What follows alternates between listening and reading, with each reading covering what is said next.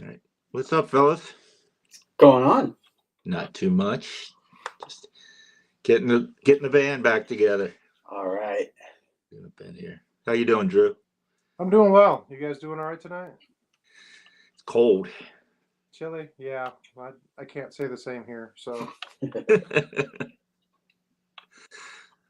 All right, we got Rick in here, Peter B, Orlando. All right. There are people here. I know. excellent. Okay, well, great. It was great talking to you guys, and All right. take care. Good night. Yep. Just good to know people showed up. Now we can go. I know we can actually hear a few people, and then we'll have Jake in maybe half an hour or so on here as well. Hopefully. We could end it though before he gets on. That might work. Works for me. So what we decided to do tonight, we're just going to show some cards and some memorabilia that kind of tie in together, and whatever else just we feel like talking about. Good way to waste a Saturday night. Yeah. So you're hosting it. Why don't you kick off? What do you got in front of you there, Don? All right, I'll start. I don't want to start with musical. I'll start with my favorite pirate growing up, and his name was not Clemente or Stargell or Parker. It was this guy, Phil Garner. And at one time, and here's my piece of memorabilia to go with it. For some reason, I got a little bit hooked into the PSA registry. If you go on there, I am #1 on the Phil Garner set. Nice. I'm also the only person that participates in the Phil Garner registry. But I just really like this guy a lot. And this is the airbrushed OPC version, the 77 tops. Very nice. Yeah, that was cool. So that gets us going. I bought a Tom Seaver with the painted on hat the other day. You did? He's in a Red Sox hat. Oh, I know which card. Wait, Yeah. is that a card? Yeah, it's 86 traded, tops traded. You have it in front of you? No, I sent it to somebody. You really liked it that much. No, I get it. You bought it for someone. Yeah. Sounds good. But yeah, I have probably, like, if I look down here, I've got all these useless Phil Garner, worthless graded cards upside down. Like, I don't even know what I could care less about that card, but back then I guess I kind of did. So did you get invited to the PSA luncheon when you were first in that registry? No, can you believe it? I don't get anything. Huh. Imagine that. So let me see here. Anyone else join us? Go crazy card collecting.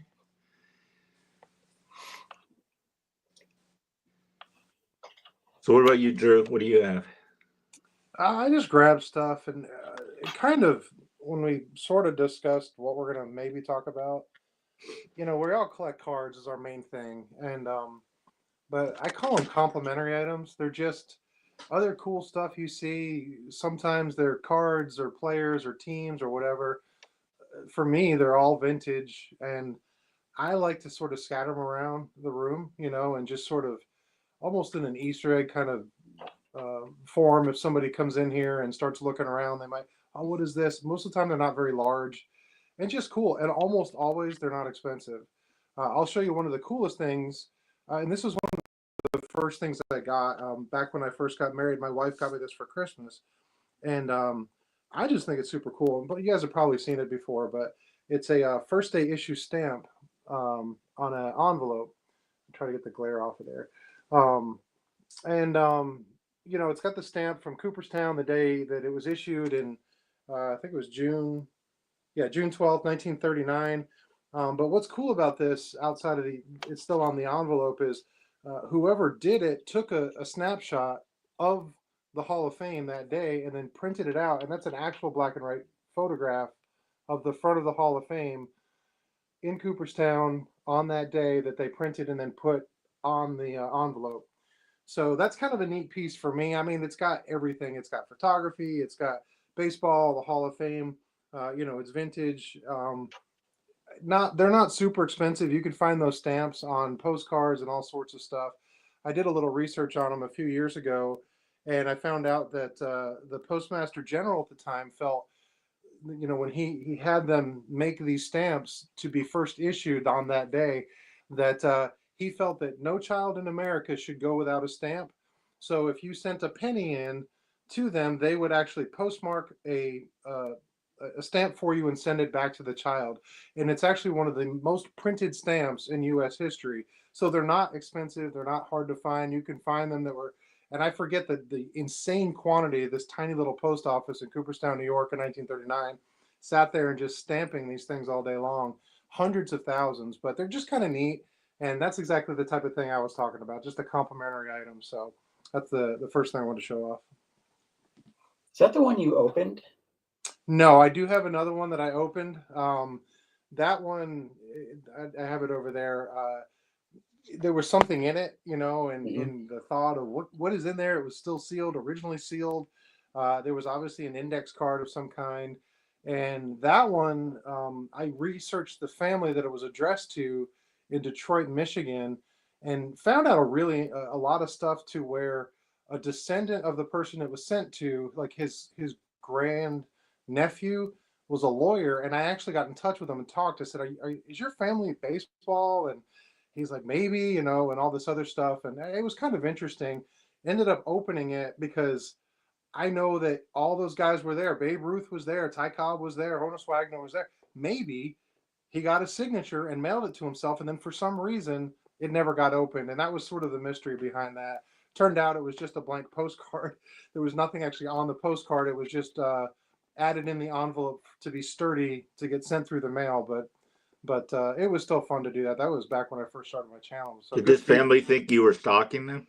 No, I mean, I never got that close. I didn't actually go Okay. to their house. I was just around the corner, and they didn't know. So no, I'm just kidding. So That was a cool video, Drew. I like that one. that was a long time ago. I'm glad. Good job. Yep. So Yeah, Carlisle, I have no idea what I'm doing when I'm setting up these streams. So there might be 3 or 4 live streams posted on my channel. well, the nice thing is, if when I start in my ramble mode, just go to the other one, and you can get a break from it, because that's There you go. what happens. So. All right, Scott, what you got hanging around there? Okay. When I was a kid, my mom would go to a lot of auctions, and we found this Nakona glove, and I don't know how I found out what Nakona was, but I did some research. There was no internet. I found out it was like it was the last U.S. company making baseball gloves, and these are kind of sought after, the Nakona ones. So actually in Little League, I made my mom buy me an actual Nakona glove, like a modern one, and you can still get them today. So I was like always very proud of this glove because there was a story to it. And then a couple of years ago, my wife bought me this like kids Nakona glove, and this is a Don Mossy model. So Don Ooh. Mossy used Nakona gloves when he played. That's cool. It is Yeah. cool. Hey, Scott, I think I want you to make a T-shirt Mhm. that says something on the lines. There was no internet when I was a kid. I think we're stating the obvious anymore. Right. Just messing with you.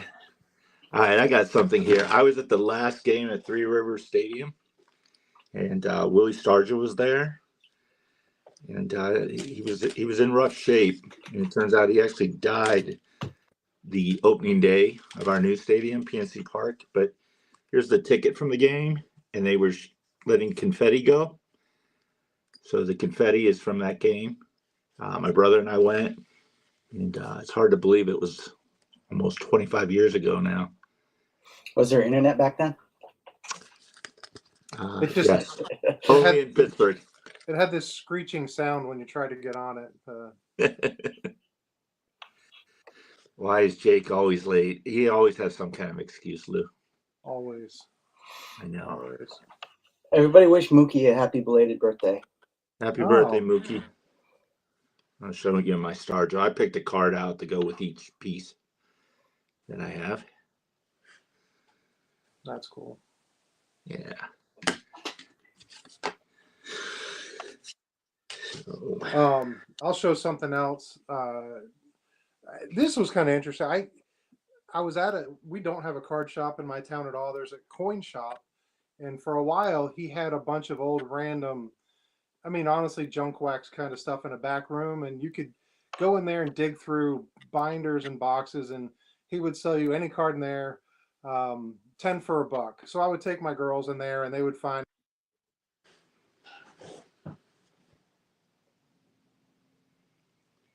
am I the only one that can't hear him? No, I can't hear him either. Okay. Drew, we can't hear you.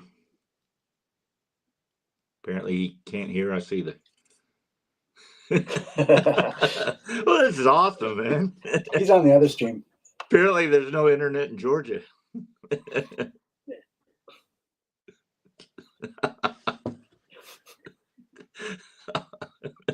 Let him keep going. Okay. Maybe he can read this here.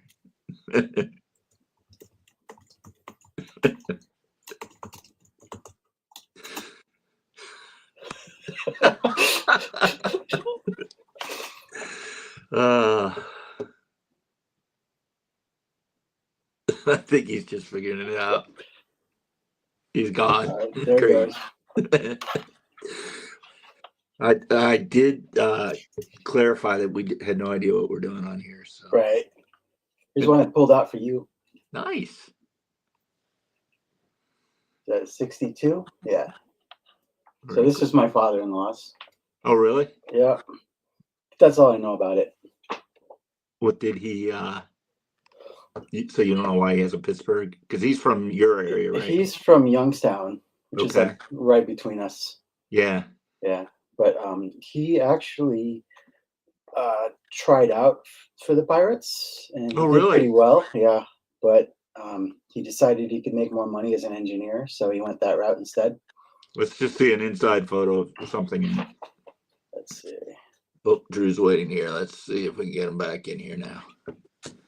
You got to stop muting me, man. I'm like trying to talk, and I see everybody laughing. I'm like, man, they're being rude. And then I saw a little message from me. I was like, oh, maybe I should talk louder. I don't know what happened there, so I apologize. So, all right. Well, we absolutely heard nothing of that nothing story, about so this amazing book. if you want to say it again, I found this book in a shop. Can you hear that? Okay. yes. And what it is it's the official price guide to cards going into the 1986 season by Dr. Beckett. And it was interesting reading through and doing the normal stuff. Well, I wonder how much this card or that card was back then.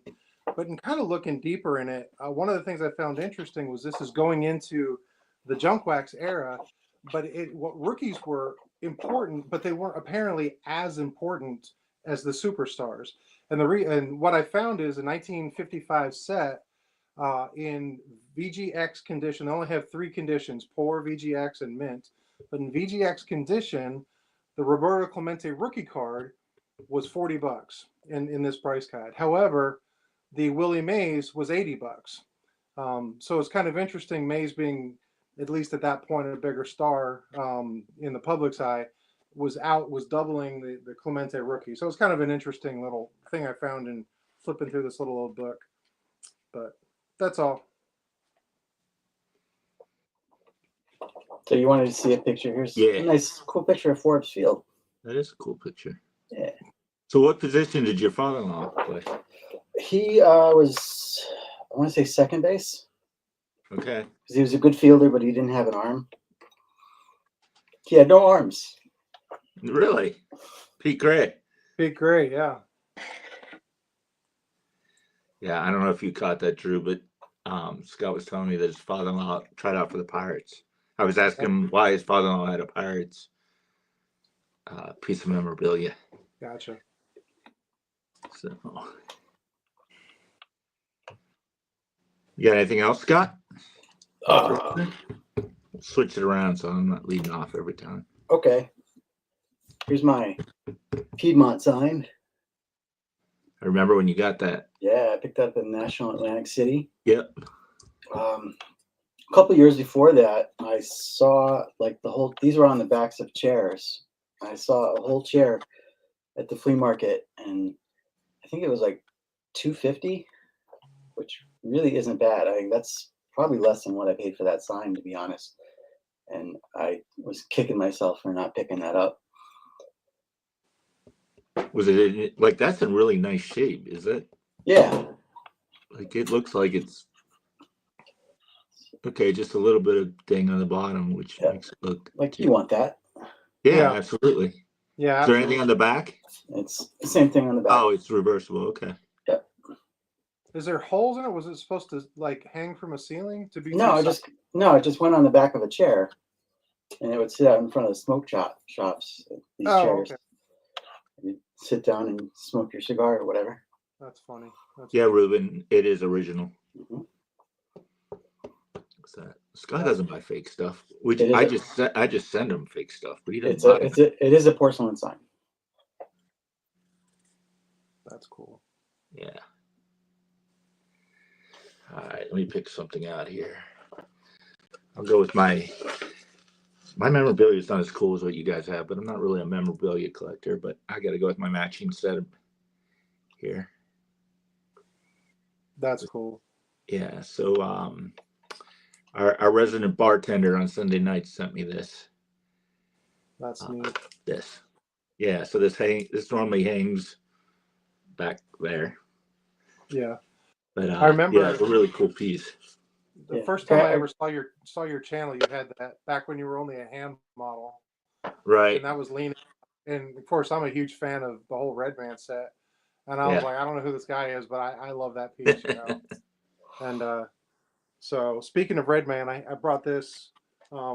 This is my Redman advertisement. It's got Mutual. There was an insert in probably a Sunday paper way back then, but it actually shows a few of the cards or drawings of the cards, and then advertising the dog food and yeah, I've seen those. That's one that I think I'd like to get sometime. Yeah, this was speaking of gifts, this was given to me by Jack, Cracker Jack Cards, and oh really? Okay, yeah, cool. when he and his dad had that massive collection of magazines, which is where Right. I got mine, and there was 2 ads in that magazine, and he kept one and then sent me the other one, which I really appreciate. So, but anyway, stuff like that is cool. That's actually sits up above my Red Heart set, so it kind of, like I said, complimentary. It just sort of adds to it. Right. Ruben, yeah, I have been to Denora to see his house, and there's a ball field named after Musial there, and there's also, there's Pennsylvania. You guys wouldn't know, but Ruben would. There's a historical sign up there for him, and but Denora is such a rundown town. It's a shame. It's all the businesses are all boarded up, and there's just not much to see down there anymore. But the house that he supposedly grew up is still there. I'm assuming, Ruben, you've probably been there. Stukes likes Red Heart better. Better than what? Alpo? I don't know. I didn't create it. So that your Red Heart sign was made by a guy named Mark Hartsfield, and this is his store, Bop's Wall Shop. That's neat. I've never seen that. What this is a little this is just a little coaster he sent me. I bought a 49 leaf Satchel Paige wall plaque like that, and then I did a Christmas sort of holiday gift guide one year, and I like gave him a shout out. And after I did that, he sent me the Cy Young back there and a bunch of these coasters. That's cool though. That's cool. You can find him on Facebook. He's a good guy. But Cracker Jack, I think he sent me this one. Well, that's cool. Advertisement for the Wheaties cards.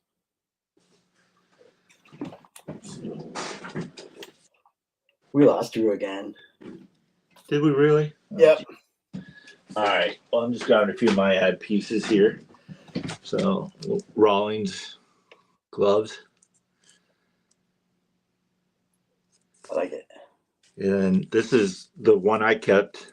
We which one did you get? Feller? You gave Remember me a Bob Lemon, I think. Bob Lemon, okay. Yeah. Yeah, this is the one where Stooks, I think, helped us out and took. There was a contest, and I came in second, and he came in first, and I kind of feel like he left that for us. But let's try Drew again. I don't know. Mike Petty jumps on and my internet I was kicks gonna me say, are off. you gonna do this to me all night? Did we just lose him again? Yep. No, I'm here. Oh, okay. I hear you. You just Now can't. we can hear you, but we can't see you. Now the people are going to be watching. Now that you don't have to look at me. All I have no right. idea. No clue. No idea. Oh well, at least it's a train wreck. So Drew, why don't you show us something? This is funny. So this advertisement piece is for GE Televisions. It's signed by Bob Feller, and there's a little Bob in there. Looks like the 55 Bowmans. Yeah, this was from our friend George. Nice. He gave that to me. And not to be outdone, Mookie sent me this. I remember that. That's clear. Where is that from? So Or this did is he a make that? salt and pepper shaker. It's in the shape of a TV, and Mookie inserted the Oh, okay. Don Mossy.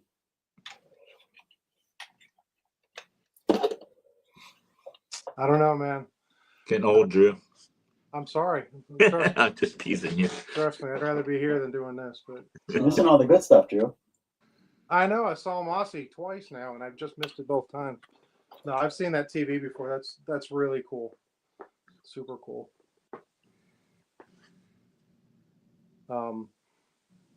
I don't know what that means. I'm just putting everything up. Like, okay, whatever.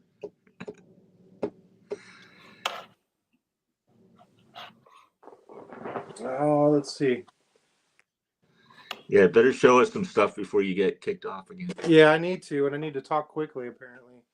I picked this up last year, and I thought it was kind of neat, but it's a certificate, one certificate from Topps, and they were put out in the war. So this is back when they were just a chewing gum company. They weren't making cards yet, obviously.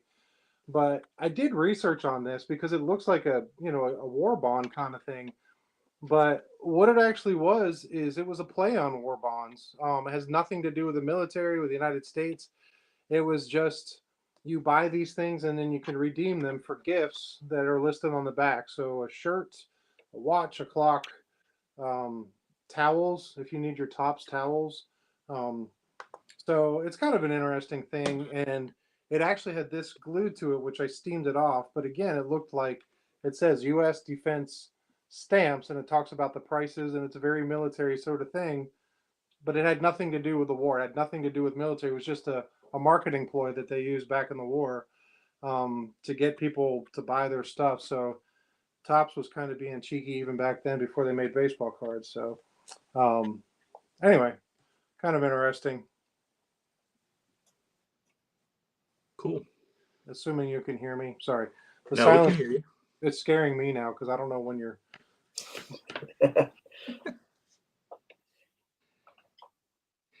So I'll show you a piece here. So I got this from Pepino. Oh, that's neat. Yeah, those are cool. And when I first got it, I was like, where did he steal this from or rip this off of? I didn't know what it was from. And then did a show. So these were actually on the bases. Yeah, I've seen Dodger that. Stadium. And he sent a bunch of us, like Clemente, this piece. So this is a very cool piece to actually have it from the side of the bases. So, and I'll show my card to go with it. Very good. But he has all kinds of stuff. I think one of his boss or someone just gave him a bag of these. And I think Lou Rock has a bunch of them, and maybe some other people. I think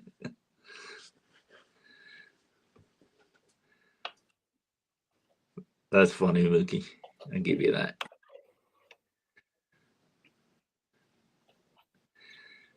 Dead Space. Come on, guys, show something. All right. Here's a Topps contract. We lost him again. Yeah. So this is for the 2008 season. Topps paid Charlie Nagy $75 to use his likeness. What year was that? 2008 or They were 2000. only paying him $75 in 2008. It's 2006 to 2008. So it's like a three-year contract. $75. I mean, I $75 knew back in the day they weren't paying much, but I would have thought by the 2000s they were getting something. Hey, glad you could join us tonight, Drew. Yeah, it's good to be here again. I hear a lot of wind outside, so I'm wondering if the Wi-Fi or the internet's just sketchy, which it gets like that in bad weather. So I apologize if I keep going in and out. Jake will have to come in and rescue it because I'm failing big time apparently. So I apologize. We'll let you go. Yeah. Who's up? Drew's up because he's on. Because I'm Yeah, on. that's right. I pulled this out. I found this on eBay years ago, and I thought it was pretty cool. It's it's just generic, probably a lower league, but it's a authentic vintage ball strike indicator. Probably dating it, looking at it from the 40s or 50s, and it could have been high school or little league or something. See, Orlando wants Jake here and get me off. I get it, but anyway, but I think this is kind of a neat piece because again, it's just part of the game.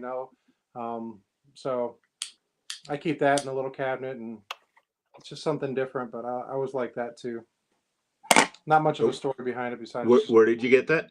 just found it on eBay. Or Okay. It was just a couple of bucks. There was two of them, and that one's the older of the two. So it's just kind of a neat little. Do you know where it's from? No, there's no markings on it. There's no, year or dates. Just in researching a little bit way back, just the type of material it's made out of, the colors and all that stuff. It's probably from that era, from the, mid-century somewhere. But it's just kind of neat. And again, it's not none of this stuff is high dollar stuff. All of this was probably, $10 or less, per piece sort of thing. And I always look at this. I always try to find stuff at a show. I gravitate towards the table that sort of has the pile of random stuff to dig in. And, I love cards, but I've seen all the cards, and I want to find something you don't normally see. Right. And that's where this kind of came up. And then this other stuff that I have. So who was it that recently showed off a Babe Ruth ball strike indicator? That was Jake. And was Jake? I was next to him when he picked that up at the show that we go to up in North Carolina. Is that the one he just showed on his last video? Yeah, the Babe Ruth one. Yeah. And Yeah. what's funny about that, and I'm going to steal his thunder because he's late, so whatever. And Yeah, he's not I here. have a mic that works currently. But we were at this show, and there's this set of brothers. They're the older guys. They are the kookiest guys I've ever seen as dealers. They're kind of rough and grumbled, but they argue with each other constantly, and they will actually Brothers do. they will argue each other down on a price without the potential customer interjecting. So you hold, how much is this? And one guy says, hey, I forget his name, Billy, how much is this? How about $80? No, we could do that for 70. No, I think 65. And they go back and forth, and you just stand there until it gets down to like, okay, I'll take it. And they're the craziest. So every time we go to this show, we look for these guys because you don't know what they're going to have, all sorts of interesting stuff. Some stuff is priced astronomically crazy, and some stuff is dirt cheap. Well, I'm stealing his thunder. Sorry, Jake. That ball strike indicator in their case was upside down. The Babe Ruth was upside down. I saw it, but I didn't know what it was. I just knew it was an indicator. And he asked the guys, and they do their little shtick, and then he's like, "Okay, I'll take it." And I was kind of surprised that Jake bought it, and then he is excited, And then when he gets it, he turns his back. He's like, "Look!" and he flips it over, and it's got Babe Ruth on it. It's a playing days Babe Ruth, and it's one of the few items that show him as a Boston Brave. It was his last year when they made it. So, you guys need to film those guys. They are kooky. Jake so we can all see more stories when he comes on, because I'll get booted by then. Ask about the brothers. He knows who they are. All sorts of crazy stories, really interesting and bizarre things. besides cards, and their prices are all over the place. But you know, they don't even pull out a Beckett because I think they started before people knew what Beckett was. But I don't know. They've got all sorts of stuff. But that was That would Jake. be To great to answer see your question. them. Yeah, All right, they're definitely entertaining. Definitely. So cool. So I'll show this used to be in my videos when I was a hand model. I This is remember that. this is from 1966. I don't really collect bobbleheads, but I bought this a long time ago. And Yeah. someone wrote the game on it. The Pirates lost 4-2. Forget who it was. To the Cardinals. And I remember looking up the stats, and this is correct. This score on the day, and I think Clemente hit a home run, and I don't remember all of it, but it was a piece that and I probably have that over 25 years now. Was that a stadium giveaway? I don't know the history of bobbleheads back then. I'm guessing maybe they probably didn't do giveaways. I'm guessing maybe at the gift shop or something. Mm-hmm. Maybe they That bought makes it. more I don't know when giveaways started, to be honest. Mm-hmm. So All right, Scott, what you got? I wanted to show this before Jake gets here because he's got better ones than I do. But here's a Sweet Caporal box, Oh, that's neat. and there's actually still the cigarettes in there.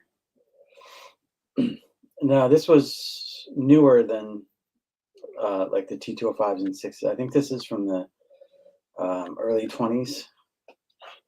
But I also, because Orlando sent me this little Ohio Helmar card, I have a Helmar box, which is cool too.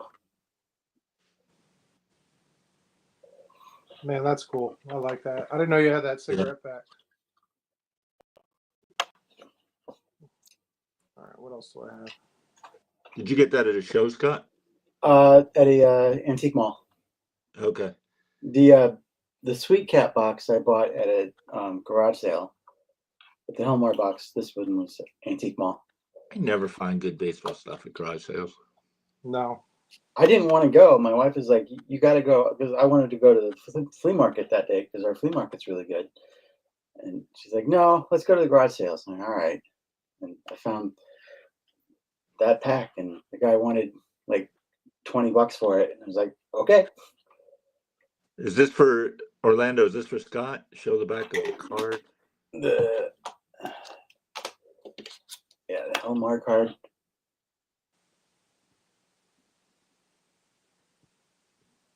Really neat.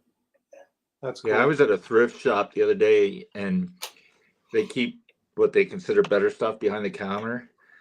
And there were boxes of cards, and I asked her if I could see them, and there was like 6 of them, and she wouldn't bring all 6 out at a time, so it was one individually, and it was all junk wax, which I figured it was going to be.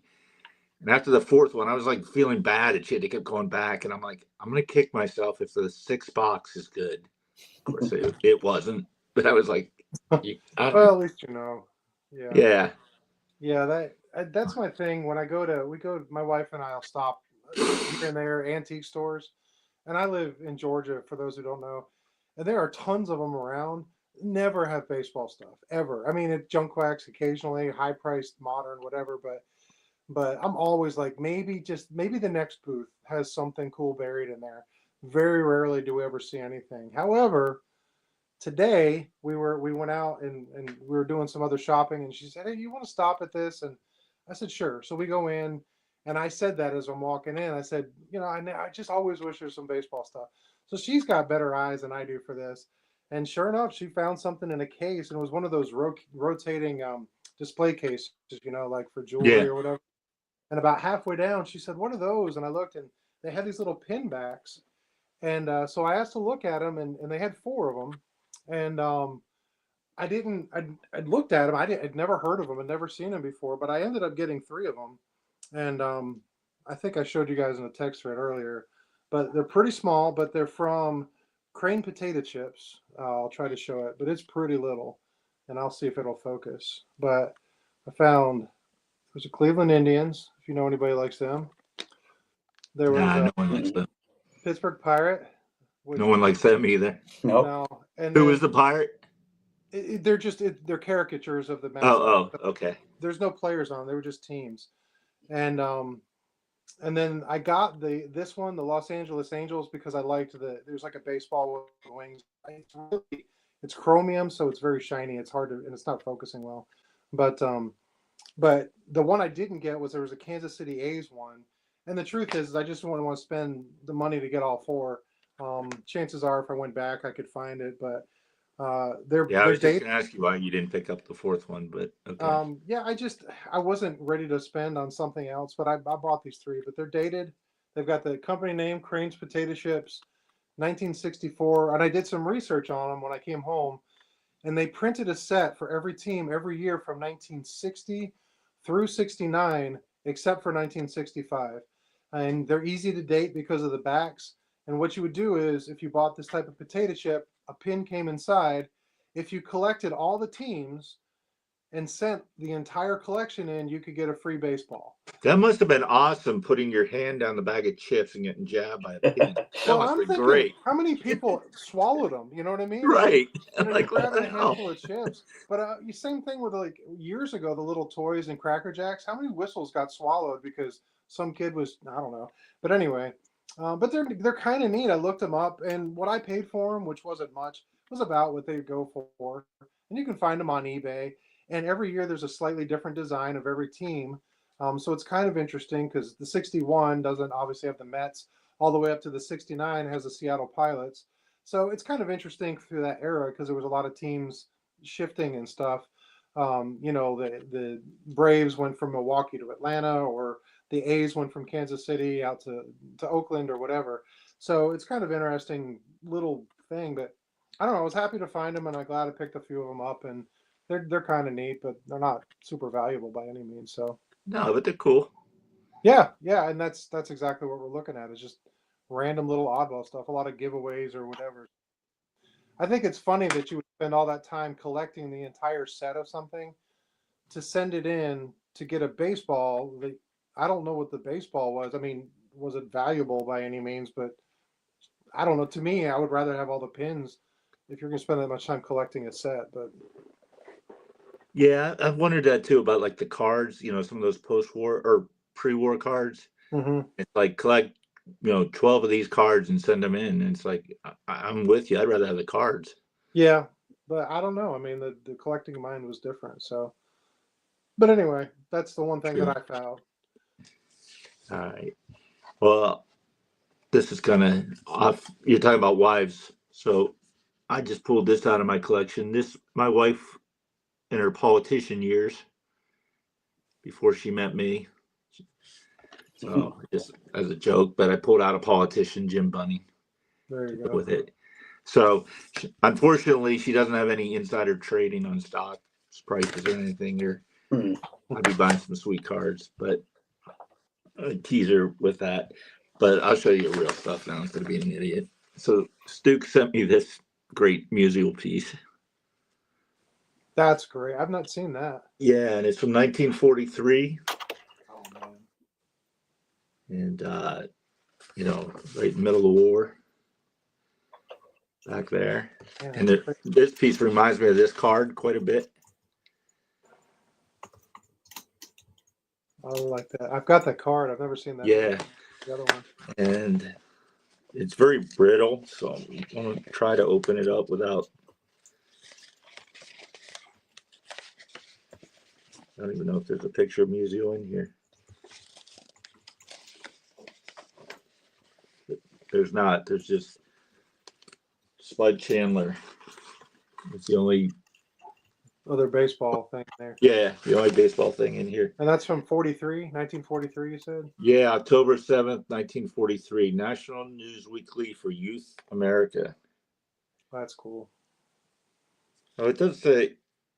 Oh, it says Stan Musial batting champion. He must face the Yanks' eighth pitcher on page 9. So I guess that was Spud Chandler. That's cool. All right, Scott, what you got? What do I got?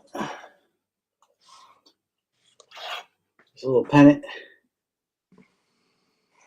That's So- what year is that? Do you know? I don't. Somebody in the chat here gave it to me, and he might know better. So Mookie, what year was this from?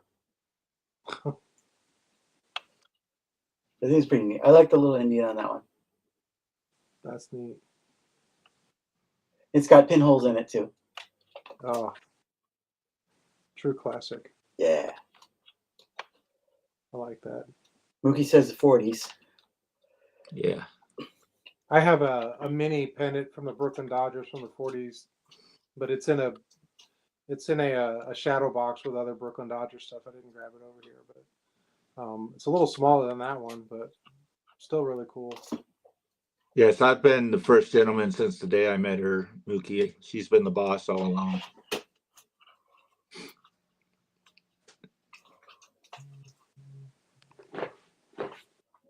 Ruben obviously knows a little more than we do or care to know.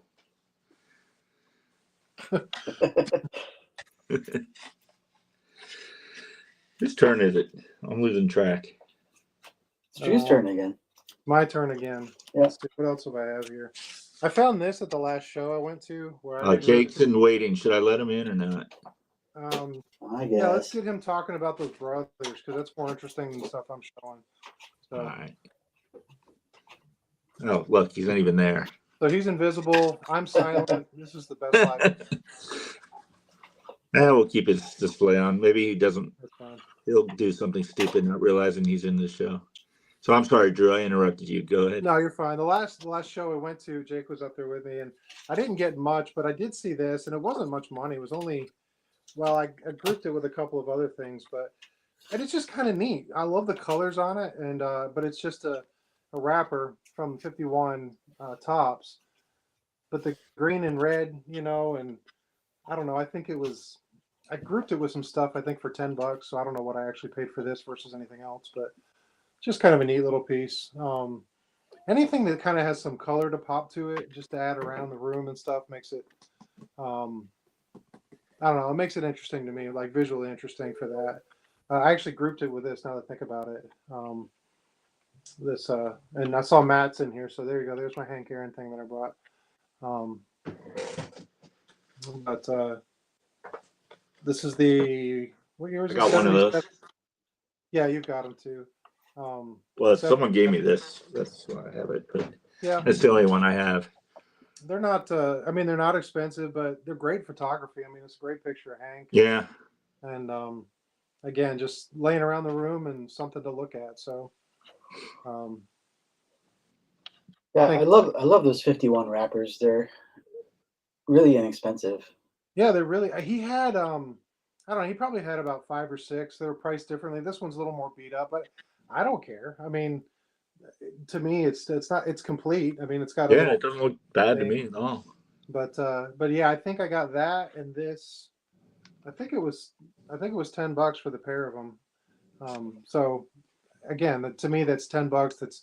I wasn't going to the show to find this, and I like that kind of stuff. I like going to shows and finding that random item like that. So, what do you think, Jake? Do you agree with him, Jake? Not at all. Glad you could make it. Hey, I told you guys it would be 9 at best if the No, we're boys not talking about stayed that. asleep. We're talking about that we looked at your shelf for about 10 minutes without you on here. Well, I cut it on and I was sitting backstage for like 5 minutes and you guys didn't let me in. And then Luca called for me. So Gotcha. oh, gotcha.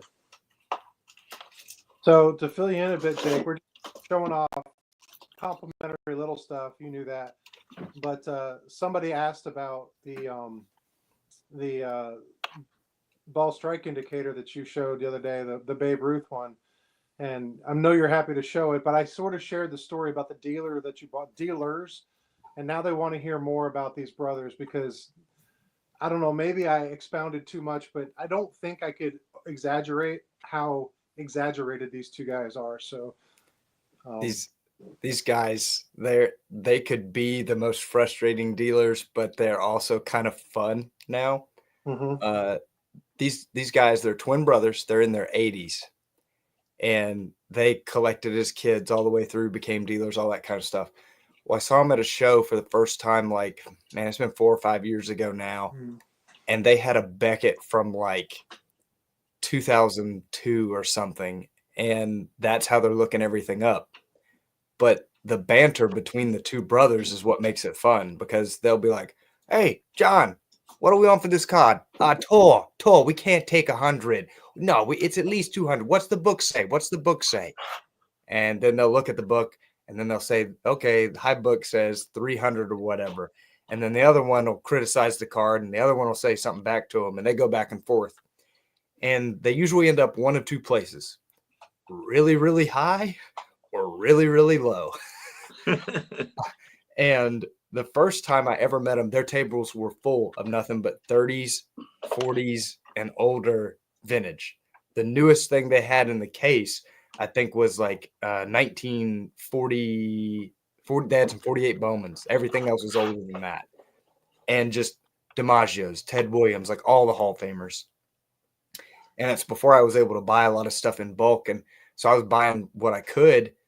And there was one card I did not ask about, because I'm like, it's the nicest card in the case. Like, it's sharp, good condition, even though it's raw. Like, I'm not going to be able to buy that. It was the Babe Ruth Sanella card.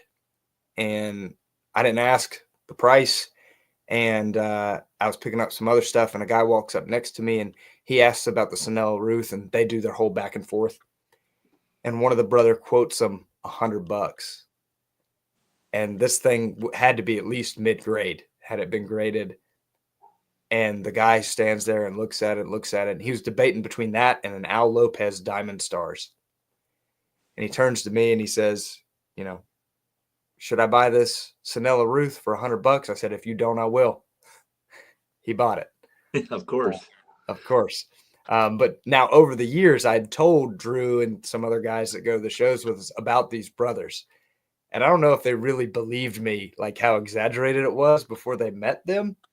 Oh, it's for real, and it's every show.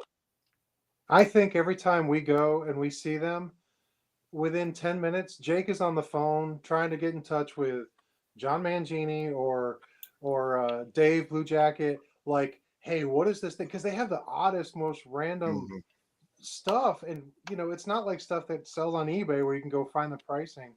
What was the thing that they had last month or whenever, January? I called John Mangini because I didn't have a clue what they were, but they ended up being Rayo Shine cards. They had the Lou Gehrig and the Babe Ruth, which is like a mid-30s, like random oddball type. I'm like, I have no idea what these are, but they're cool. I almost bought them, but the Ruth was so faded you couldn't even tell it was Ruth. Oh, really? Well, for those who don't know what it is, tell them what's the gimmick about those cards, because I had never heard of them until that day. So John actually sends me the link of, when I ask him what it is, he sends me the link of his video talking about them. I'm like, of course you have them. Right. But basically they're kind of like, if you know what Topps Magic is, I was like, these look really similar to Topps Magic, but they're not Topps Magic. And they're these things where they're self-developing photos, but the whole advertisement and how you did it was you literally were supposed to spit on them to get them to develop. And there was like this little holder, John has one, that would hold the cards perfectly. You slide it in there, you spit on the thing, and it develops it. Now, if you leave them out in the sun, they fade really, really Well, maybe bad. the Ruth wasn't developed yet. You should have spit on it. I think it was one that it had been out in the sun. It was faded really bad. But they're really cool, really rare. They've had all kinds of uncut sheets of the strip cards. And are these all from their collection when they were young? They buy some stuff and resell or trade, but the vast majority is stuff that's from their house. One time one of them gave me their phone number, was like, "You need to come to our house." And I'm like, "Yes, I do." Right. But that hasn't happened yet. I was telling Drew earlier, you guys need to film these guys to share it with us on your videos. Just pretend you're doing the display case or whatever and get them on there. If you're a serious collector and you're going up to a booth and you're really looking for, these people will frustrate you to death. because you can't get a straight answer. They don't really listen to what you say or ask.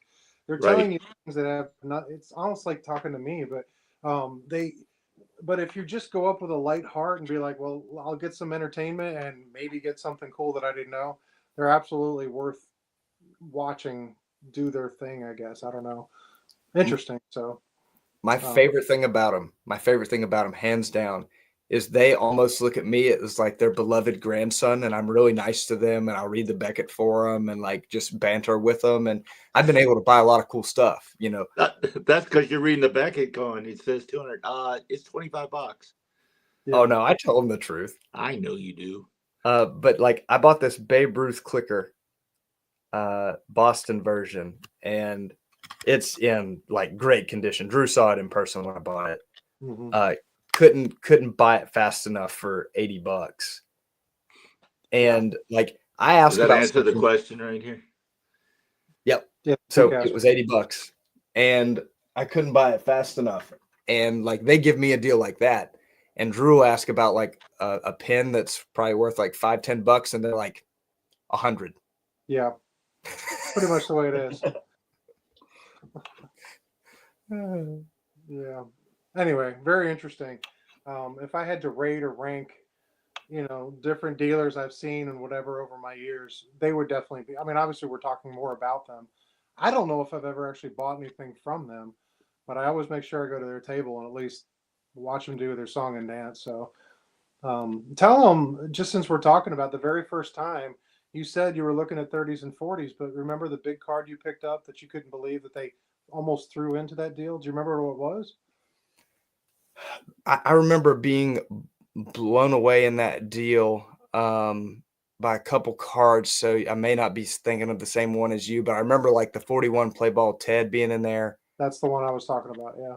And I just couldn't believe I got a 40s playing ball Ted. And they're like, they're higher on other cards that were like destroyed, like a DiMaggio that was like destroyed, and they want double what it's worth.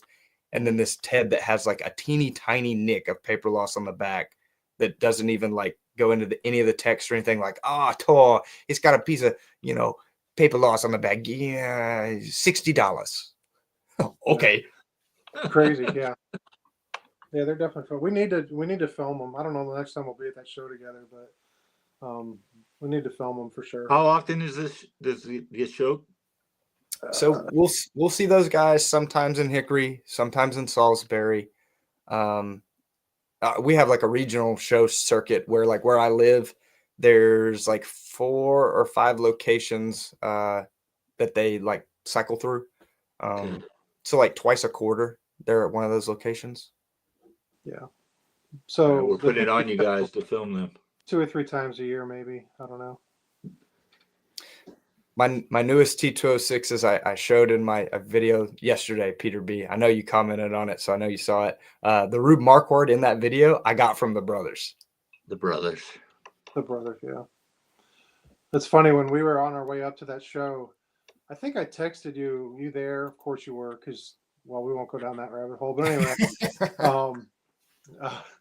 but I think I asked, are the brothers there? You're like, yep, I've already been to the table. So it's I don't know. It's just funny to see them. So I don't know. Whatever people are picturing, that's pretty much them. I mean, they're not, we'll say, well slicked, highly polished people by any means. I mean, I wouldn't call them good old boys, but they're just, I don't know. They're interesting, to say the least. So, and it's not just baseball they have. I mean, they had like original the 30s Mickey Mouse cards they had one point, and they kept saying that's Mickey Mouse's rookie card. That's his rookie card right there. And it was just, I have no idea what that would be worth, but they had it. His rookie card. They had a ton of like vintage Jesse Owens stuff last time. Yeah, that's right. Ton. Yeah. And they had a Ty Cobb silk graded like a 5 or a 6. Oh my gosh, like crazy card. Yeah, didn't they have a piece? What was the basketball piece you were looking at? They had a Wilt Chamberlain autograph with a piece of the floor from Philly. That's what it was. Yeah. Piece of the what? Oh, the floor.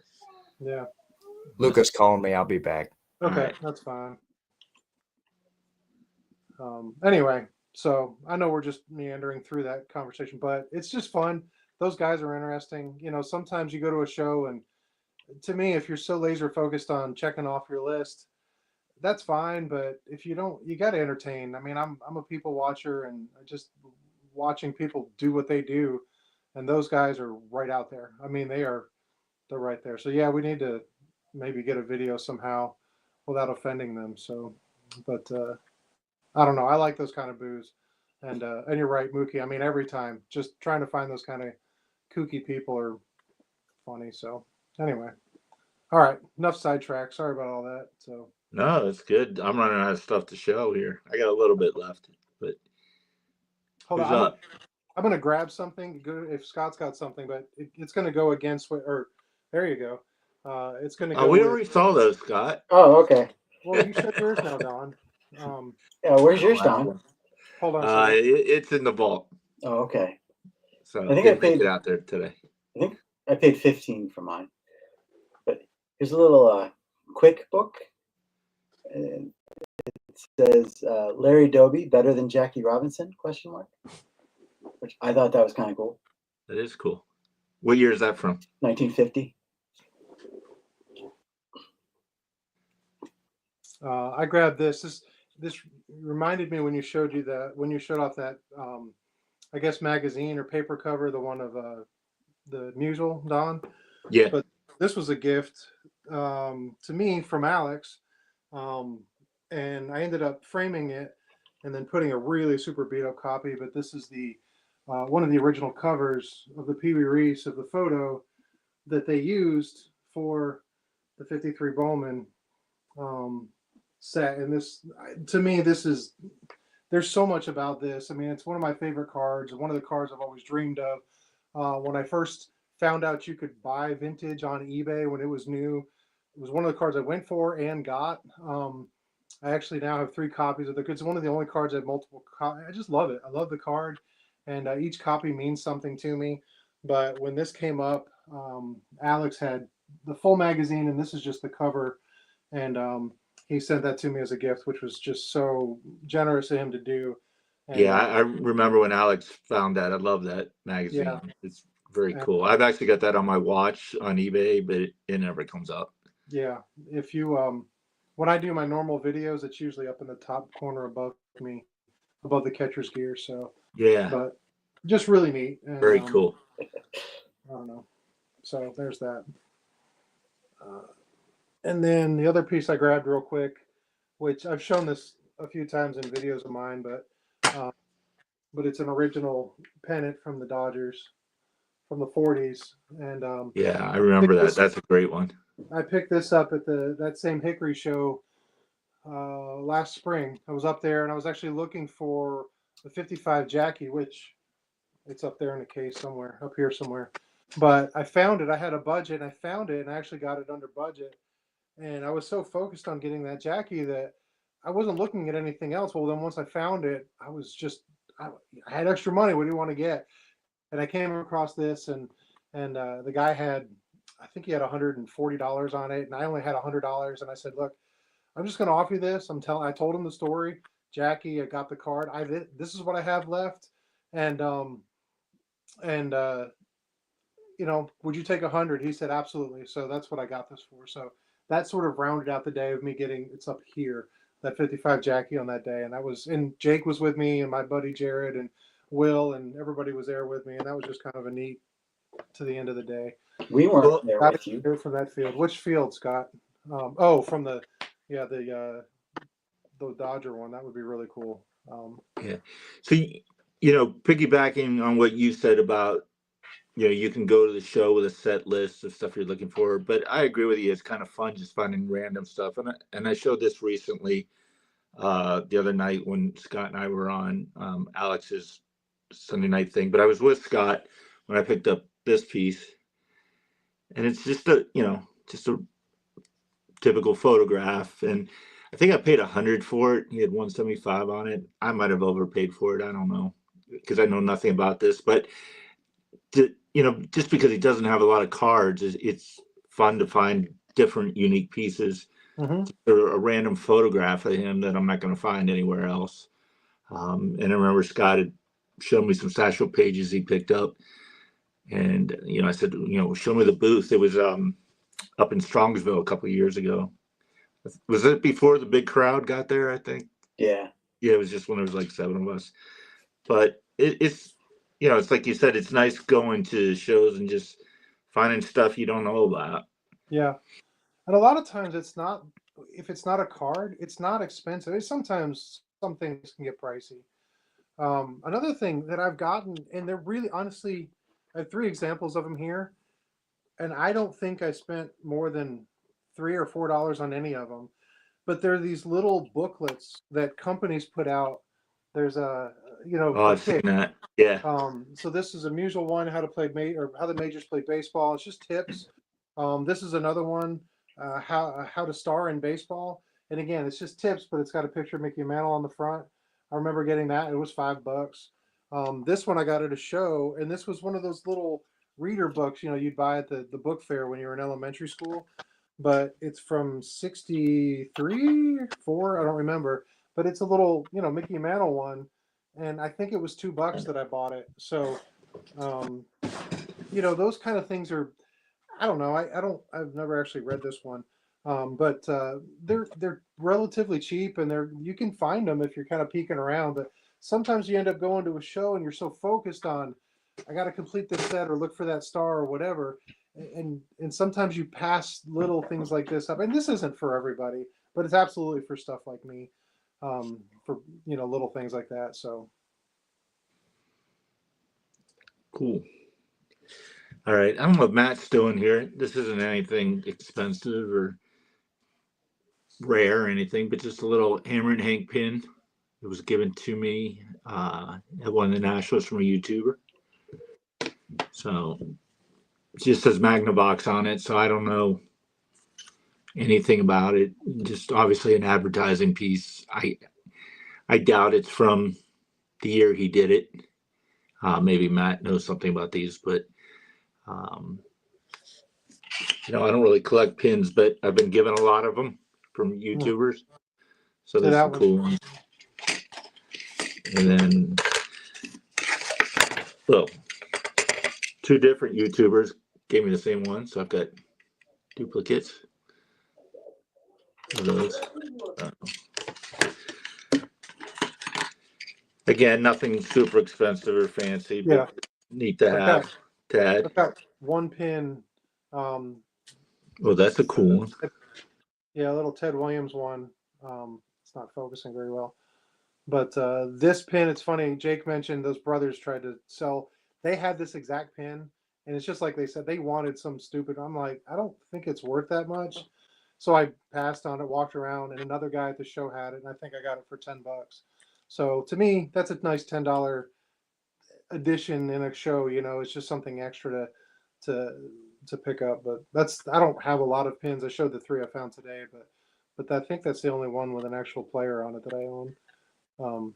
So, and then I know you've seen this, Don, and since Scott and I both showed off our wrapper, I guess we can do this to him. But I've got this really cool Musial and Biggie's matches, and yeah, you've got a set too. I know. Yours is missing some matches. Mine's the complete set, but Wait a minute. You have the complete set? yeah, I don't know how that happened, but The cheap ass that gave me this? that's So the guy. this is actually a gift from my boy here, Drew. So it's very Yeah, cool. the first time we met in person. So I bought 2 of Yeah. these. In fact, I found these on Net 54. A guy was selling them. It was $5 for the pair, and I'm like, why wouldn't I want that? And they've been Yeah. in a case Yeah. for years. And If you I look on never. eBay, there's shot glasses and plates and menus, but they're not cheap.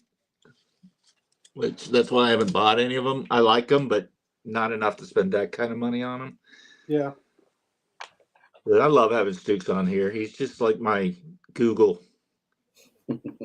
Yeah. He knows all this stuff. Exactly. Oh, that's cool. I wonder what year that was, or what years that was. Obviously, Aaron was still named to use them as Yeah. as an extra, but That's neat. All right, Scott, you got anything else laying around there that's interesting? We're not Yankees fans on here, Mike. We can grab beards. So I made it a goal to get an autograph from everybody that played for the Indians, or every Hall of Famer that played for the Indians, and then some. But this was my first early win autograph. I tried to find the right piece, and this after he retired, he moved to Florida, and he opened a bowling alley / steakhouse. So this is a postcard from Early Wins Bowling Alley and Steakhouse that he signed. That's So really that was my first early win autograph. And then here's my first Frank Robinson autograph, which he signed right on that little piece of paper. So like great spot for it. I don't know, that reminds me of something where they're holding the autograph like they just signed. Yeah, That's That is cool. neat. The encyclopedia. Yeah, no doubt. He's not wrong. No. In fact, at that same card show that I bought these pieces from last month or so, I texted Scott because I went back and bought a bigger item, which is in a cabinet. I'm not going to pull it out, but from the same dealer, I ended up buying the original Heartland statue of Musel. And while I was buying it, I looked down and he had an exhibit card, which I'm I know what they are, but I'm not versed in them at all. But I just noticed he had one, and it was a Johnny Mize, and Johnny Mize grew up in a town 20 minutes from where I live, so he's kind of a name, at least up there. And I said, "Hey, will you throw this in?" The guy's like, "Yeah, sure," because I was buying the more expensive piece. And I asked Stuke, and of course, I said, "What can you tell me?" And oh, it was these years and this and that, because you could tell the name was on this side, and I don't know, it was kind of neat. So, but yeah, the encyclopedia is pretty apropos when it comes to Yeah. Scott or Stuke. So I got a couple autographs here. I got one from this guy. yeah, I remember that day. And my book's falling apart. So the He pages. tore me out, huh? You've got that framed over your mantle. You just had to take Now, it. how many other look at this? When he met up with me, he put my name on his shirt. Have you ever seen him wear a Drew or a Jake shirt? I don't Never. think so. Nope. Never. And my boy Jake. This is actually at my house. Jake slept in the basement. We didn't allow him upstairs. I But thought it was a crawl space. he could fit in it. He could standing up. Right. So here's a gift from a YouTuber. So we were at our house at Atlantic City, and I had purchased a musial, one of these, and it was with Eric Fourleaf on the back porch smoking a cigar, and got on eBay and looked up to see what other players, and there's obviously the Connor, there's a Jackie, and I think the other one's Phil Rizzuto for some reason, but I said, oh, the Connor's cool, and then I looked at it again, I'm like, man, it just sold already. I'm like, that sucks. Because I was thinking about buying it, and then about 2 weeks later, it comes in the mail, and Eric had bought it for me. That's neat. So it's a very cool piece. Share with the Bowman there. It's a very Eric thing to do. It is, isn't it? Mm-hmm.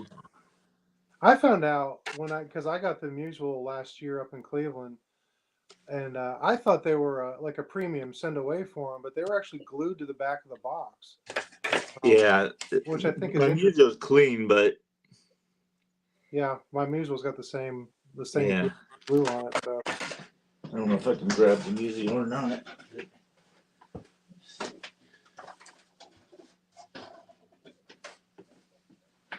Nope, I was wrong. I thought my musical was clean, but it's got some, yeah. stuff on it too. So, but it's not what I do with the other one.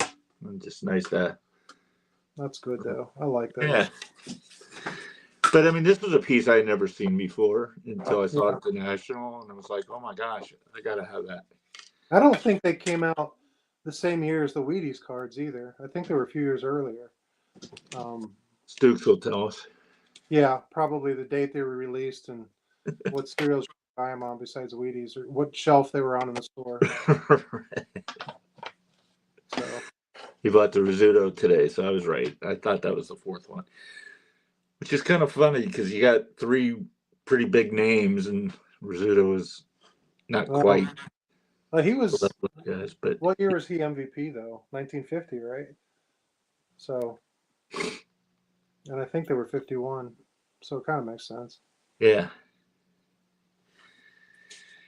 And I mean, they have I guess they were just made to hang them, with the holes in the A little top hole there. in them. But yeah, I actually at first thought, I was going to try to get that off, but I think it's kind of cool. It's Yeah, part of the story to keep it on there. I agree. What else do I have sitting here? Oh, this was a gift from a YouTuber. I forgot it was behind me. Going back to 1940s tops, so pre-gum stuff. I'm sorry, pre-card stuff. But it's a Matchbox cover. He sent this to me as a joke in this massive lucite case, but it is the most protected thing in my collection. But it's a Topps Gum matchbook cover, and I don't get it. It says, "Don't talk chum, chew Topps Gum." I don't know what this really means. I saw somewhere where someone said it was racist. I don't understand how, but anyway, it's a 1940s piece that's a Topps. It's different, but Dave from Legends of the Dugout sent that to me a few years ago. Very cool. But it's got neat art. It's got the color on it. Advertising the gum is pretty cool. Right. Here you go, Orlando. You mentioned the book earlier. I know the shirt I have on is not the nicest, but it's endorsements is all it is. It is endorsements. I love Scott pre-Etsy. I used to get free T-shirts, but now not anymore. He's all about the money. Yep. Yeah, because he's rolling at it, I'm sure. Yep. So, what else? I don't know if Jake will ever come back on here. This was a gift. I think I'm pretty sure Chris from Missouri sent me this. But this is a record book, a Sporting News record book from 1931. So it had all the current records up to that point. It's really neat, a little pocket thing. But man, we're trying to read this is like, the print is so tiny. But it is interesting to see what the records were and what their expectations were and all this kind of stuff. It talks about the 1930 World Series and who led what team and what in 1930, and it's kind of an interesting thing. So, but got a neat advertisement for Louisville Sluggers on the back. So anyway, there's another interesting little piece. I think I've gotten through everything that I pulled over here, so I can grab more, but unless you got any more. Scott, you have anything else, or are you now listening to other YouTube channels? Here's a Bob Feller business card. Oh, I've seen that. Yeah, so on the other side, this is what it looks like. That's cool. And he would fold it in half and sign this one. I have two that are unsigned, which So is that's more rare. Probably rare, yeah. Yeah. Do you have the signed one too? No, I don't have a signed one. So I think this would have been, he worked for the Hilton. I had this dated at one point, but this is, he was director of sales and sports at Hilton Hotels in Cleveland. And Lee McPhails was the president of the American League. His name's on there. So it would have been. Did he live in Cleveland after he retired, or did he end up going back to Iowa? I don't know. I should find that out. But somewhere between like 74 and 83, I think, is where that's from. And I've seen Jackie Robinson business cards, and they were relatively inexpensive too. I think you can get them for like 20, 25 bucks. Or you could a couple years ago. I've seen a number of people that have the Satchel Paige ones that he would carry around autographed and hand out to people. Mm-hmm. I don't remember what it is.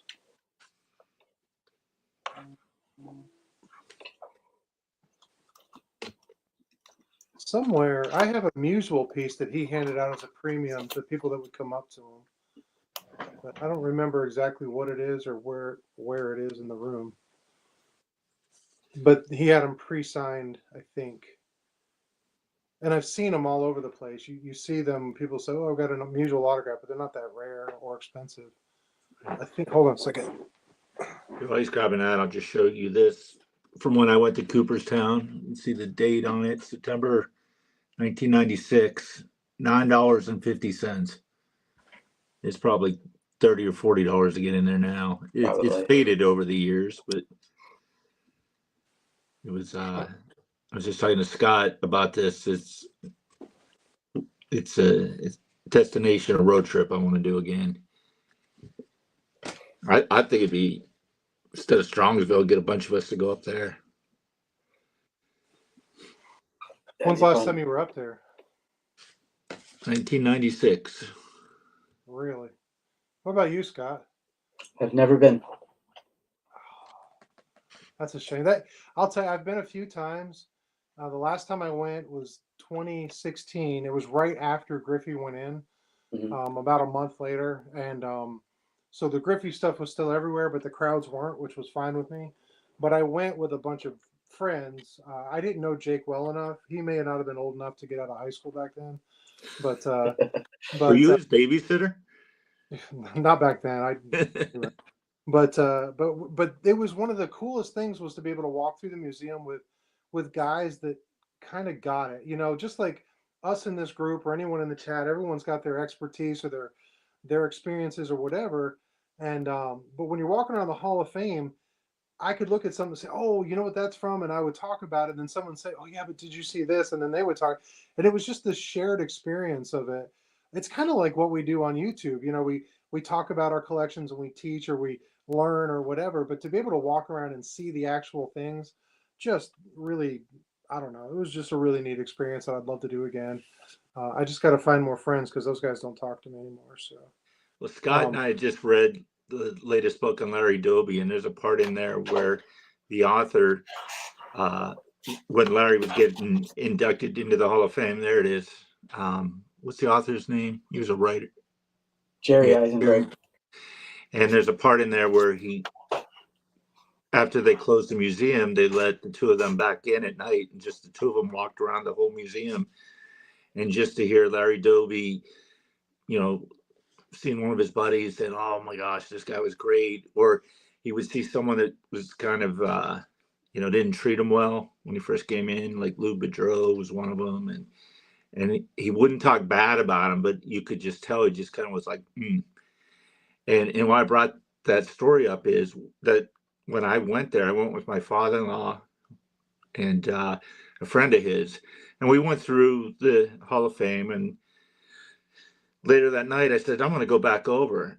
And I went by myself, and I was the only person in the whole museum. It was kind of the opposite of what you said, being with the people, but it was just like magical. Like, it was like, I'm the only person in these hallowed grounds walking around all by myself. That happened to me one time. Cool.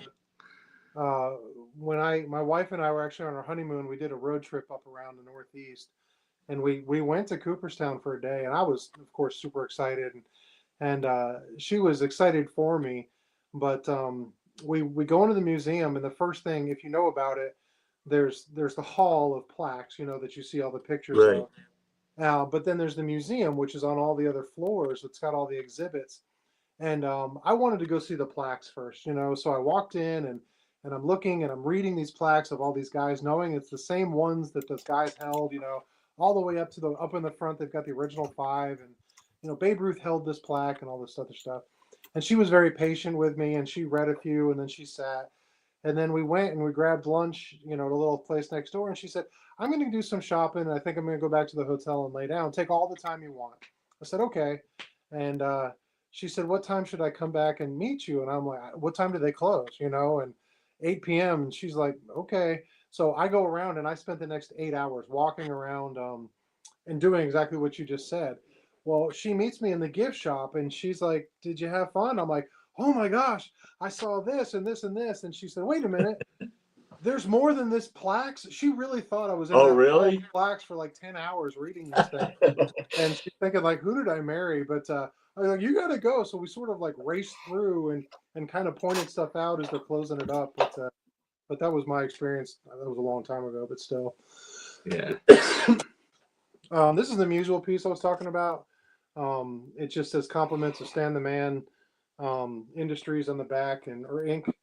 And it's just a pre-autographed piece. I've seen a lot of these out there. Yeah, you've got one too. And I think he just had these with him and he would hand them to people as opposed to signing everything they brought him. But as I just pulled this out of the case, I found this interesting. As I removed it on the shelf, underneath it was something I forgot I had, and I have not seen this literally in years. So there's a YouTube exclusive, but underneath this signed piece, I found this 1953 Dodgers ticket stub that I completely forgot I even owned. So now I've got to go back and look at the date, see who played, what happened. Saturday, June 6th, 1953. So I got to go back so I'm really excited now. So let's hurry up so I can go research. All right. Well, guys, it was a great show. Thank you. Oh. Sorry, guys. Jake, we've shown everything in our collection, so you just go ahead and we'll sit back. Although, Jake, I do have a question. I watch all your videos, and I hear you say a lot, if you know, you know. Does anyone really know? Or does everybody know? The Drew knows. The Drew knows. I know some of it. I'm pretty sure Scott knows. Yeah. I was just curious how many people were in the know. The big question is how many people really want to know? I mean, yeah, I know, but I'm not sure I ever actually asked. It was just kind of told to me. So I think I'm the same. If you get cornered with me at a show long enough, you'll learn about it. You might regret that you asked. Yeah. But there's a couple different things that you spout out. If you know, you know. So I don't think I know all the knows, just some of them. I'm not sure Jake knows all the knows. If our friend Will is watching, it stresses him out.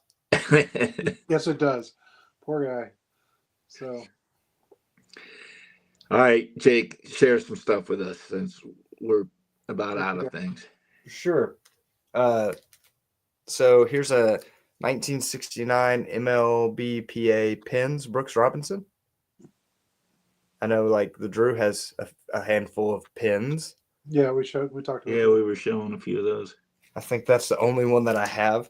It was gifted to me by Ground Chuck, YouTuber. Here's something cool. My brother actually got me. It's not valuable or anything, but it's a Cy Young pocket knife. I like it. My brother's a big knife collector, knife flipper. You've shown that before, haven't you? Yeah. Your videos, I think so. He came across that and got it to me. What year is that about? I mean, 90s. I think it's early 90s. It's just interesting they would use Cy Young when outside of the award, most people nowadays don't know who he was. Yeah, he like looked up the company and everything. You guys know who's one of the best pitchers of all time never to win a Cy Young? Besides Nolan Ryan? Nolan Ryan. Cy Young. Cy Young. Yeah. Yeah. Also Cy Young. I don't know. 300 losses. How good could he have been? So. The Drew was with me when I got this at a regional show. Mm-hmm. It's a model first baseman's mitt. It'll be impossible to see on camera, but it's a Gil Hodges. Yeah. Cool. That's the same dealer I got the Ted Williams pin from. Yeah. No, Don Mossy. No. It's the only vintage glove I have that is right-handed. All my other ones are lefty. Now, if I found a catcher's mitt that was a lefty, that would be pretty special. I haven't found one of those yet. I do have a righty. I think this is 40s era is what I was told. So you just lied. You just said you only had one righty glove in your collection. You did say that. Glove? This is a mitt. So I got those. I thought he was a pastor and he's sitting here lying to us. Come on. I've got a diamond spitter catcher's mask. Was I with you when you got that? This was a national pickup. Okay, never mind. I remember know, seeing one in Hickory and telling you about it, but I don't remember you getting it, so I guess you didn't. Anyway, go ahead. The reason it's called a diamond spitter, it's the style of, if I remember right, because I'm not an expert in this stuff, but I think this was a 40s model, the diamond spitter or the circle spitter, but they were designed for guys to spit their tobacco while they were catching, which is pretty cool. And you can date them based on the type of weld on the mask. So that's pretty cool. Let's see. I'll take this out of the case just for this. I've got a Piedmont cigarette pack that T206s came in. This is the 8-pack of cigarettes. You can see it here on this side. But the thing that I like the most about this is not just a Piedmont, but this is a factory 42. what does that mean? So it's the only factory in North Carolina was factory 42. Okay. And if you have a factory 42 T206, there's Piedmonts and Sweet Caporals, but they're much more scarce than other factories. Got you. Do you have the Red Man piece on you there? I do. Yeah, you got to show that. Yeah, I'll show the Red Man stuff. I think I saw when I was watching silently, which it didn't matter for Drew or not apparently earlier. While I was rocking Luca, I saw someone say Red Man stuff. So one of you guys showed something Red Man related. We showed Red Heart, and Duke said he liked Red Heart better than Red Man. How dare Stoop? I know. That's Mr. Encyclopedia to you. That's right. That's true. All right, so I got 3 things to show for Red Man.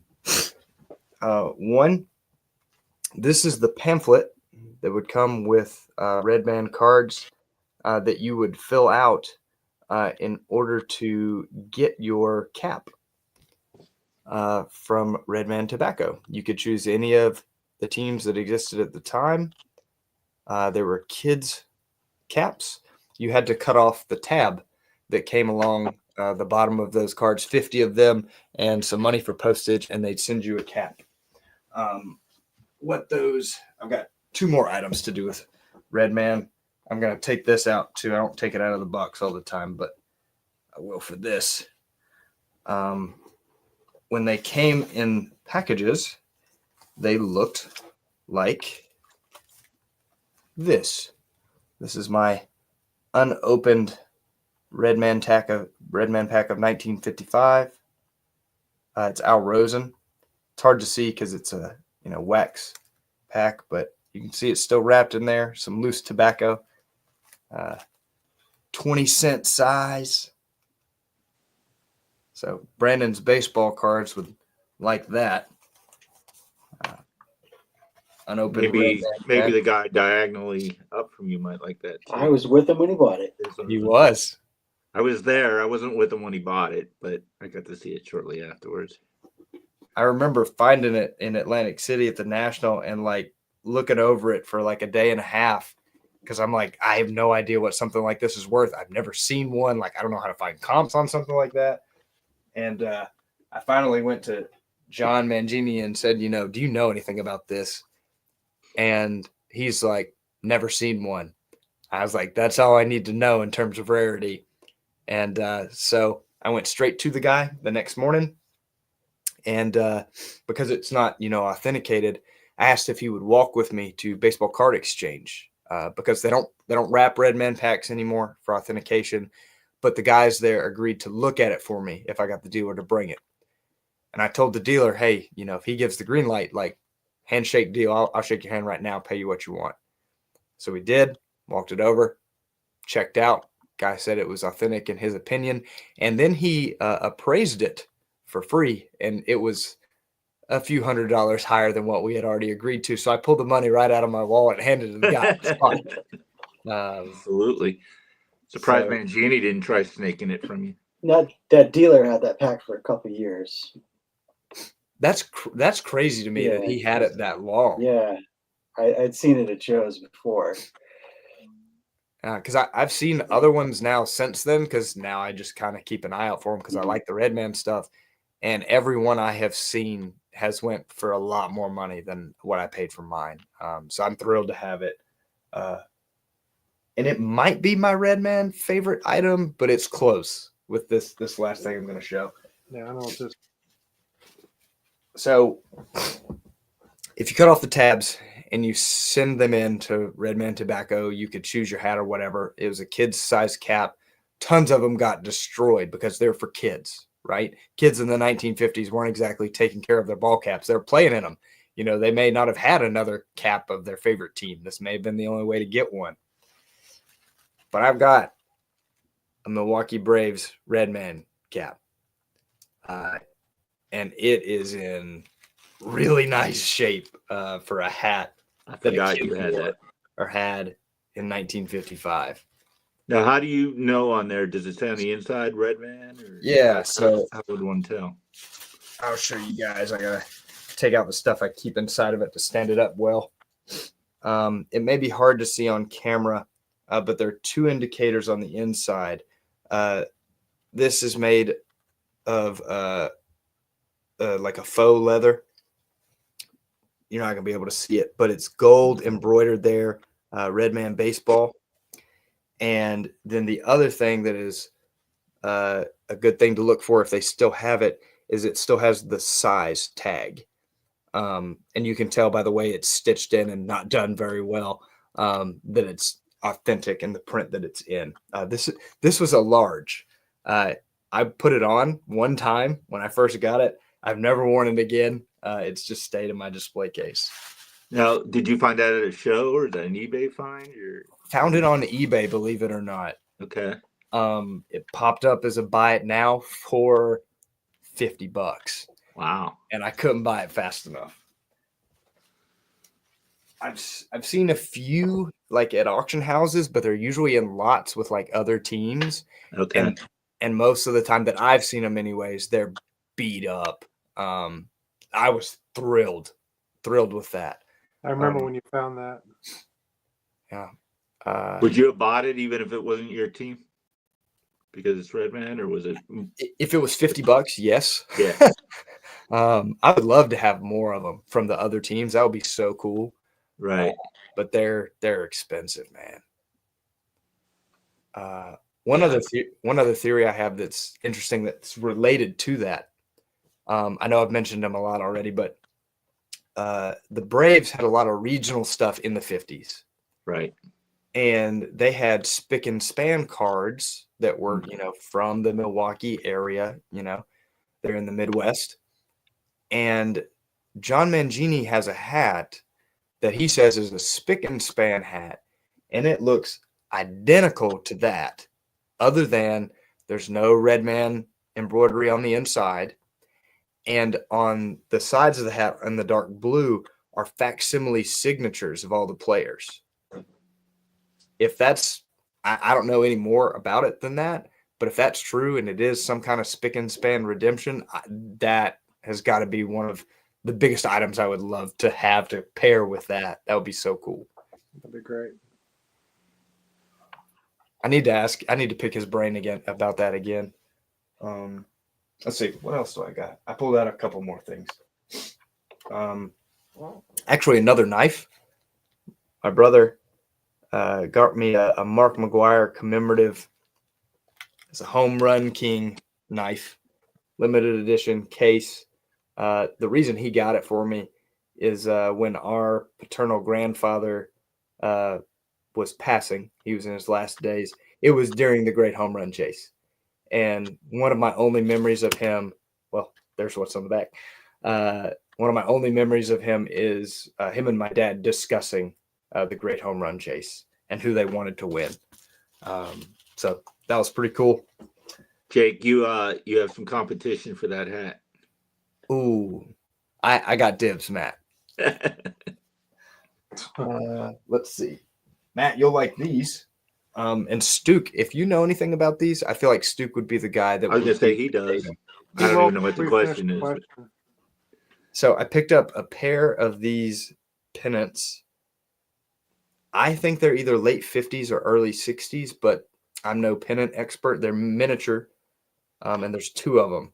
Now, this one says Atlanta, so, it's got to be post when they moved to Atlanta. The only difference from that one to this one is, a red version, a red and a blue. And I bought those in Hickory at a show. And our friend Jared was really upset because I bought them for $5 each. How big is this Hickory show you guys talk about? It depends. So a lot of times it does it in conjunction with something else. So say sports card and comics or sports cards and toys or whatever. It's in a Okay. fairly good sized convention center. But you're splitting the attention by doing that. The toy one, which is what it was it was so crowded, but unfortunately for us as vintage card guys, it sort of kept the vintage dealers away because there was a lot more Pokemon cards and stuff. Well, there's nothing wrong with that, but that's not what we were there looking for. Right. As far as how what you can go, except for the last time when we went, you can spend a few hours there and enjoy vintage.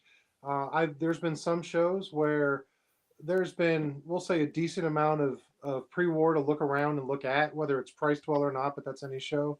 And then there's been other ones where there may be one table with a couple of T206 and that's it. So it sort of varies. Like he said earlier, there's a circuit, but that time in January, it was the same weekend as what was that one called? The one, Culture Collision in Atlanta. yeah, down in Atlanta. And you felt that a lot of those vintage dealers were probably down in Atlanta for the bigger draw as opposed to going up to the Hickory one. I don't know if that's where that is, but there just wasn't a whole lot of vintage there last time.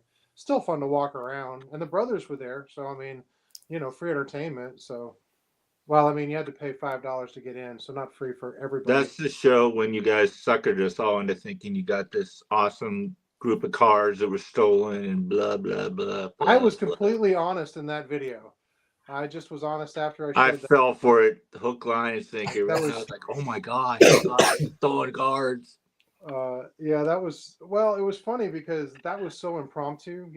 Jake had those cards with him, and we didn't have any really great pickups, and I had seen that box before. I knew what was in there, and we're like, actually, let's film this and see what it looks like. And we made that all up as we filmed it. So what you saw was, and I didn't have an ending. So as I'm showing these cards, I'm like, we got to end this. So I started hinting maybe they're stolen, and Jake went right along with it. My daughter was standing behind. She went along, and Jared standing there drinking his milkshake was just, I don't know, like our bodyguard. So it was fun. So I'm not really sorry that you got fooled. It made that day more interesting though. So. Nope, I did.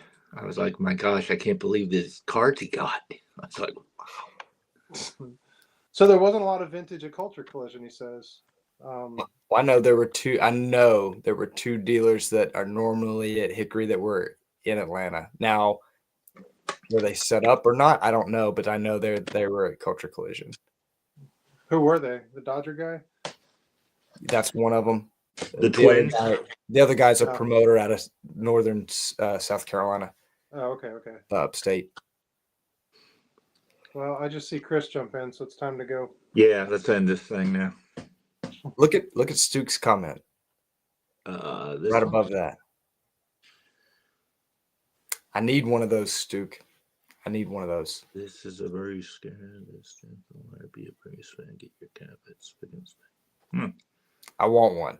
Stooks, do you have one of those? He probably has 3. He's probably Wow. wearing one right now. Just spite me. That's how he knew what it said. He just took it off. He's like, oh, this is. He's what like, I got one more I item guess that kind means of he does. like this, and Drew was with me when I got this one too. It's a 1958 Topps box. I didn't know if you had that available. I was gonna see if you show that. Yeah, I did pull it out. 5 cents, man. Isn't that crazy? That's not what he paid. That's just what it says on there. It's not what I paid, unfortunately. No, that was great. That was last ditch at the National. We were about done out of money and out of gas at that point. So Yeah, last day by there. How many Don Mossies were in that box? it's amazing to think. Not enough. I didn't mention it, Scott, earlier, but this old Beckett baseball guide in the back, it's got all these old advertisements for mail away, cards and stuff. And one of them said, I don't remember what it was, some company, but it said, buying all vintage cards and sets. This is what we'll pay, whatever. And the picture that they showed was a Don Mossy. Out of all the players, that's the one that they chose to print to get customers to sell them their vintage cards. See if I can They find knew it. what was up. That was funny. Yeah. I would have traded you all the Mossies for these, Scott. That would have been a fair deal. Yeah, I would have done it too. I know you would have. Especially Matt, if they're yellow letters. Matt, he needs 3, man. He needs 3. There it is. There he is. The Don Mossy. We Nice. buy old baseball cards like this 1966 Don Mossy. Anyway, just thought that was interesting. So, all right. Anybody else have anything else? Jake, you out or? I mean, I got lots of oddball Sandlot stuff. No, we're all adults here. We don't need to do that. Fine. Then yeah, I'm done. I can't get to my 30s gloves really easily. They're in the middle of that Nah, I case in know. there. I've got the same issue with stuff. I think I grabbed everything out. So anyway, well, it's been fun. Definitely. I don't know if you want to cut it off. Yeah, but, we've been on for an hour and 40 minutes. That's a record for me. Yeah, I'm all out of stuff here to show, so this might be a good time to wrap it up here. I've only been here like 15 minutes. I know. I was too. I was just kept having to kick off and come back on. So I even tried to talk a little bit. Whoa. yeah, you did very well, Scott. He did. Cut a few sentences out. Well, you can talk some if you want, Jake. Over here. You got anything good to tell us? Sandlot's the best movie. I Donnie literally Life- just watched Bull Durham before I came on here with you guys. I just got his Tito 6, man. I saw that. Yeah. He's so interesting. Have you ever looked up anything about him? I didn't know there was a Bull Durham guy until I saw that card you showed the other day or yesterday. Yeah. And he had not only was Bull Durham an alias, he had multiple aliases, super mysterious guy. Yeah, What was the reasoning? I don't know if it was ever figured out why, but there's a lot of research done on how many T206 players were living and where they were buried and that kind of stuff, because the monster has all kinds of rabbit holes, and that's one of them. And he was the last one for them to figure out what happened to him, because he's not Bull Durham. He's not 2 or 3 other aliases. I don't even remember what his real name is. But wild. Did someone just do a video on that? That's all so new information I've just heard somewhere, because you didn't talk about that. I briefly mentioned it, but I didn't Yeah, there was a video I just saw within the last few weeks. Somebody talked about that where he was the last person they locate, and he had all these names and stuff, but I don't remember who it was. Anyway, well, if anybody I was kind of disappointed. We were in Durham a year or two ago with my son, and we went to a minor league game there, and it's a beautiful stadium, but it's new. I wanted to see the one from the movie. It was I missed it. Then it turns out I missed it by quite a stretch. It's been gone for a while, I guess. Quarter century. Matt's saying we talked about it on the T206 collab video on Is that what it was? Baseball PC, and I was there. Yeah. Well, I'm glad I wasn't there. Look, man, I got kids, okay? Yeah. Little kids. Okay. I knew I had heard about it, so thank you, Matt, for paying attention and help filling us in. No, that's neat. Well, we need to do this again. Come up with a topic of, I don't know, We'll find something. Maybe we got Yeah, to start it at 9 o'clock so we can get Jake in here. 9 o'clock or later, better odds for me. Hey, I'm still up, so I mean, it's for both. I'm barely. Yeah, this is. I can't believe I'm still awake. Yeah. Us old guys. Me and Scott will just have to carry it from here. He's a night owl. I'm ready to go. I would be a night owl if I didn't have to get up. Here's another piece. What is that? So, He's been waiting for us to stop talking. He's yeah, been like talking no, about no. One of the biggest like baseball like memories that I have was. Do you guys remember Steve Olin? And Yes. it was like Yeah. 91 or 92. Boat He- accident. He died in a boat accident, and these are the patches that the Indians wore that year after that happened. What was the other guy's name, Scott? Tim Cruz. Tim Tim Cruz. Cruz. That's it. Yeah, and Bobby Ojeda was on the boat too, but he didn't. Yeah. Was that before or after I was born in April 91? Well, if it I think it was 92. it was in spring training, I know that it was in Florida. But I'm thinking it was 92, but I may be wrong. Maybe It might have been 93 actually. yeah. So Might have it been 94. Could have been Oh. 95. No, it was I might 93. I might have been in kindergarten. no, 95, not 05. Yeah, I definitely remember that. So well, that's you guys have seen this guy, but Jake hasn't seen it. Nice. That looks good. Does. Dobie. Is that going to Lou Rock? Yeah, Lou Rock loves Dobie. He does right now. He does right now. Yeah. yeah. I missed the background. He's not Adobe guy? Oh, because of that card. Yeah. Yeah. Gotcha. Yeah, that's. We were just talking about his book earlier. I mean, I've always been a fan of his, but I'm even more of a fan now. Yeah. After reading that book of him. He just. He it's such a shame the American League, and they talk about this in the book, like, at least don't even wear his number, like, for one game. Yeah. You know, They it'd really be need to great do if they that. retired it, but, you know, he just doesn't get to do it. He went through just as much as Jackie, if not more, Yeah. in my opinion. And statistically, he is a Hall of Famer. You think about, like, say, Dan Bankhead, who came up as a pitcher for the Dodgers in '47. Nobody talks about him, but statistically, first African American pitcher. yeah, but he didn't have the career like obviously Jackie or Dobie. So No. but still, I mean, just to go through that stuff is, I don't know. I've been on this sort of not kick with it, but just it's been in my conscious. And if you guys watch my videos, my last few of them have been kind of centered around this sort of stuff. So Yeah.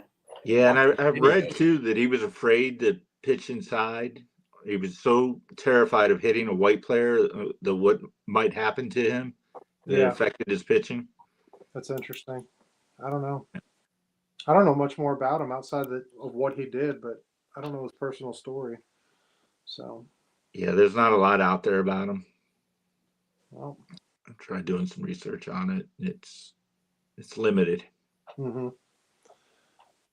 Well, I think one of the biggest differences between Jackie coming up and Dobie coming up was everyone kind of knew it with Jackie, signing him to the Montreal for the year before, and Dobie was sort of just plucked and placed, and he absolutely deserved to be there, but he didn't have the sort of the lead up, and that's not his fault. It's just the way it worked out. But I don't know. He doesn't get his due respect that he should by any means, not historically at all. Right. So I'm glad these book has come out and there's been more discussion about it recently. Mm-hmm. So All right. We can wrap up for real this time. Okay. all right. Sounds good. Well, I appreciate we dropped. We got 10 people still watching, so I appreciate you guys sticking it out to the end here, and I appreciate you guys coming on. I know it's hard with everyone's schedule to try to get us on, but we'll definitely try doing this again. It was fun. All right. Yeah, Take care, everyone. All right. Thanks, guys.